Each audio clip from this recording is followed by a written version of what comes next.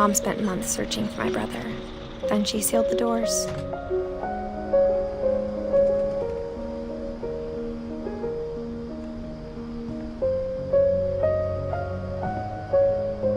Whatever Milton had found in the house, Mom didn't want it getting out.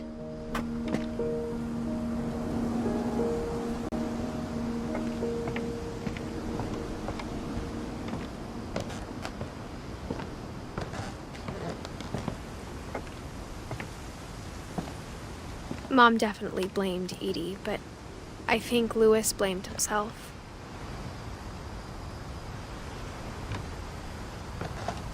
After he graduated, he just spent more and more time in his room, until Mom got him a job at the cannery.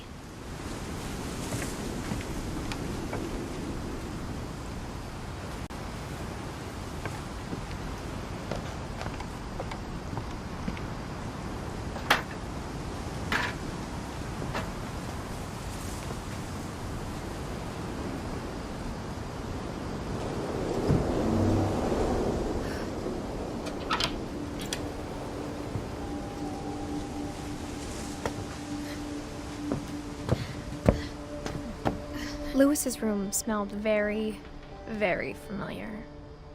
That part of him lived on.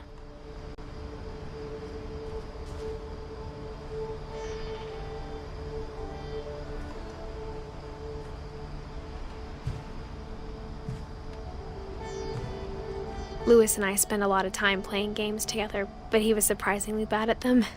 He died a lot.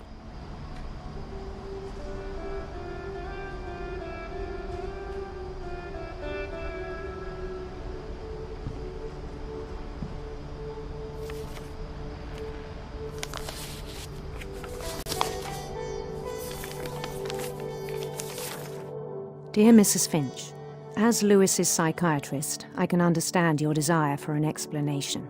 As I see it, the trouble began in January, shortly after we convinced your son to seek treatment for substance abuse.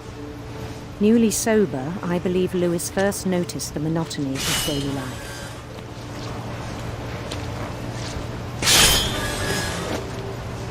He kept working at the cannery, but he withdrew part of himself. In our sessions, I saw the same behavior. His mind began to wander. I asked him to describe it.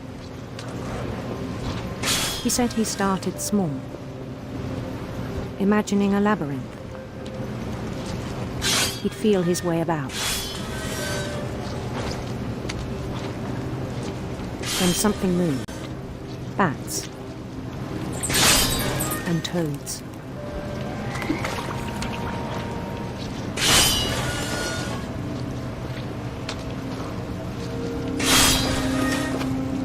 And things that have not names. He knew it was all in his head. But he took it very seriously. I had hoped he'd find himself.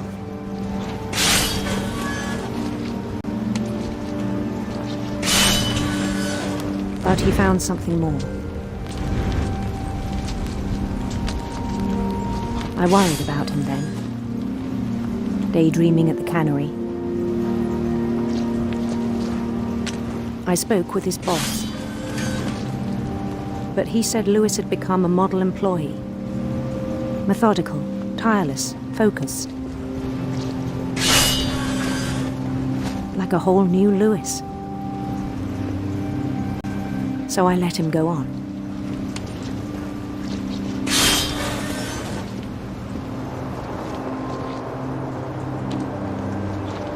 I even encouraged him. It seemed very promising at first. He told me he'd made a new friend.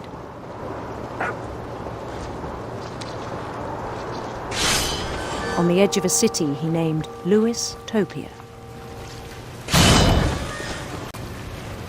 He built the city up slowly, brick by brick.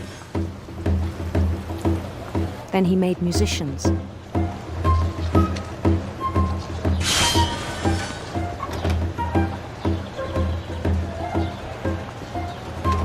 songs for them to play. He talked about starting a band. And he was always humming something. Every day his imagination grew stronger. He no longer spoke at the cannery. But his chopping was as reliable as ever. Then one day it struck him that all the cheering crowds, even the stones under his feet, were all in his imagination. So he could do whatever he wished.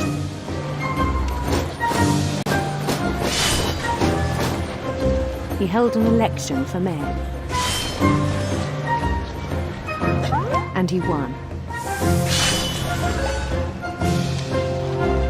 They begged him to stay, but his mind was already wandering. It became a game for him.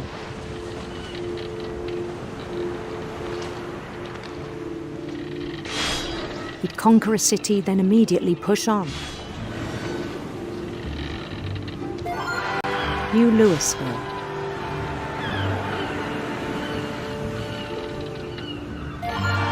St. Louis. He started drifting away from our reality.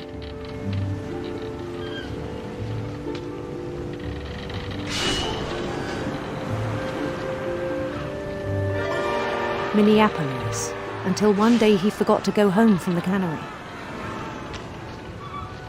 Even as his mother pleaded with him, part of Louis kept sailing on.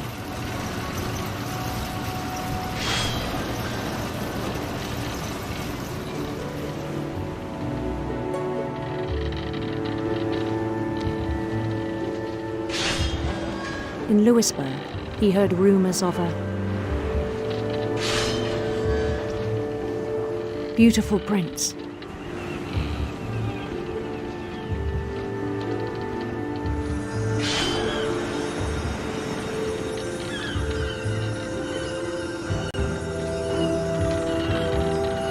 The prince was on his own quest for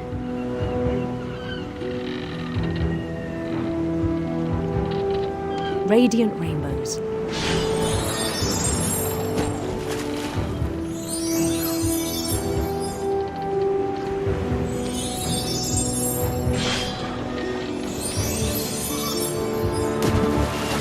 He followed the sound of his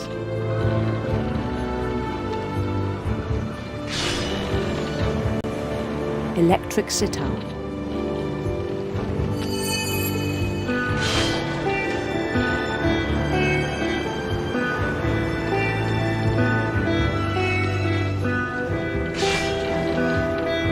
His chase led him to a golden palace east of the sun and west of the moon.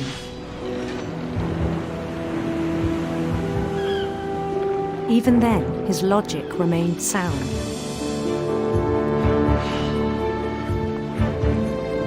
He knew the world was all in his imagination.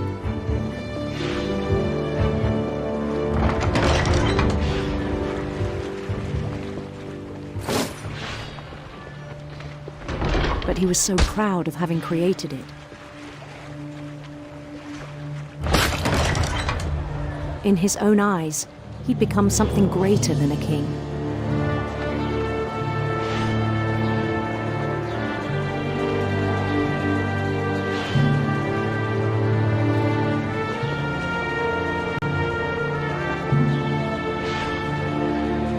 For someone who'd never known success in the real world, I think it was overwhelming. And then it struck him that the real Louis was not the one chopping salmon, but the one climbing the steps of a golden palace.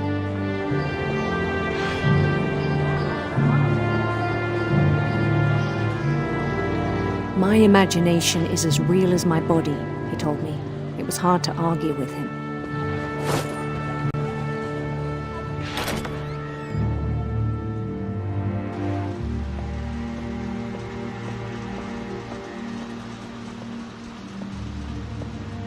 He began to forget the world we know.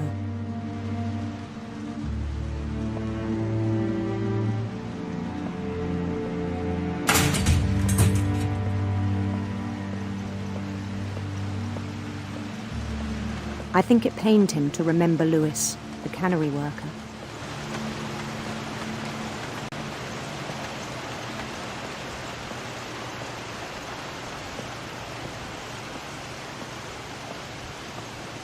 He began to despise the man with a royal contempt.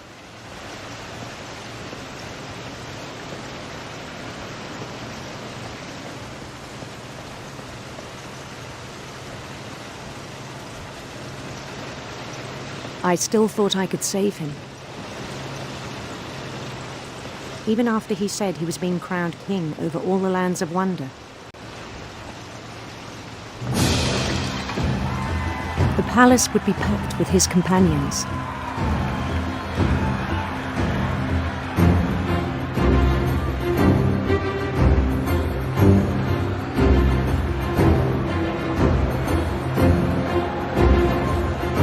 Including the wise Calico who'd insisted on inviting him.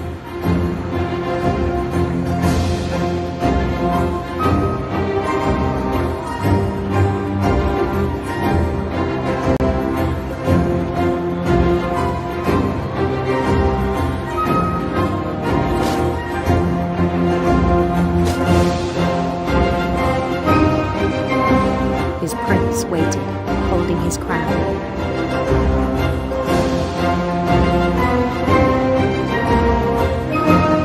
There was only one thing left to do.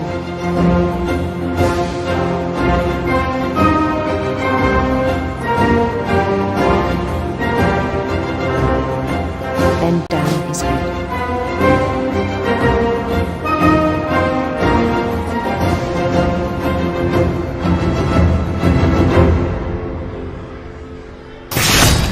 And the rest I think you know. Mrs. Finch, your son was a kind man who will be missed by all of us who knew him.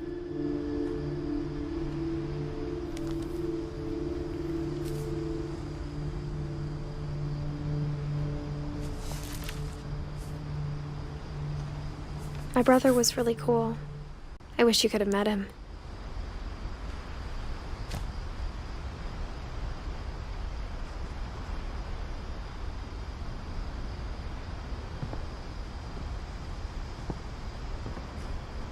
He was so proud of being Indian. I think for him, it was a way to be something other than just a Finch.